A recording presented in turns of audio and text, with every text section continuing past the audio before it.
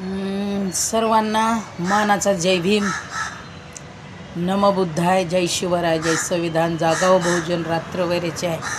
माझ्या यूट्यूब चॅनलवरून मी थोडंसं आत्ता या ठिकाणी मी माझ्या कामाच्या ठिकाणी मी बसलेले आहे. माझा काम आटपून आणि मग मी या ठिकाणी मी यूट्यूबवरती आणि इंस्टावरून मी सगळे हे भीमा कोरेगावचं 1 जानेवारीची तयारी बघत असताना मला असं वाटलं, माझ्या मनात तो विचार आला की प्रथम तर मी 1 जानेवारी भीमा कोरेगाव या ठिकाणी पेशवाईंबरोबर केलेल्या लढाईमध्ये जे शहीद झालेले आमचे, जे लढलेले, लढून अमर झालेले असे शूरवीर बहादूर पाचशे महाराजांना माझा मानाचा सलाम आणि खरोखरच सॅल्यूट करते मी अशा माझ्या ह्या शूरवीरांना.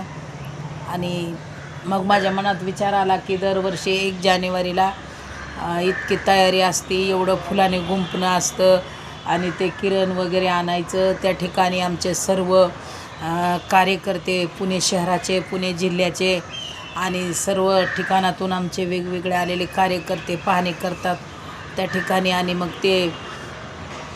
ते सर्व नियोजन करतात तिथल्या गाड्यांचं, तिथल्या येण्या जाण्याचं, नागरिकांचं, पाण्याचं आणि अनेक अशा सर्व साफसफाईचं जे काम करतात.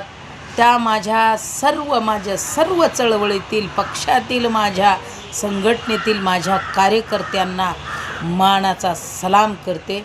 आणि खरंच मला तुमचं सर्वांचं अभिनंदन करायचं आहे.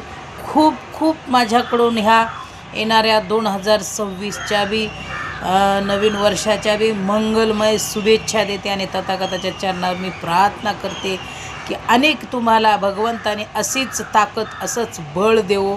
तुमच्या हिमतीला मी दाद देते, सलाम करते आणि मला खरंच कौतुक वाटते आणि अभिमान वाटतो आहे की आज माझा समाज एवढ्या मोठ्या संख्येने सर्व दान काढून, सर्व स्पॉन्सर करून, पैसा जमा करून, शासनाकडून मदत मिळवणं, झटणं, शासनाच्या दारात जाणं आणि इतकं सगळं करून आलेल्या सर्व भाविकांचं त्या ठिकाणी संरक्षण व्हावं आणि कुठल्या प्रकारे त्या ठिकाणी गोंधळ होऊ नाही, ह्या सर्व खरोखरच आज करताय तुम्ही, त्याचा मला खरंच सार्थ अभिमान वाटतो.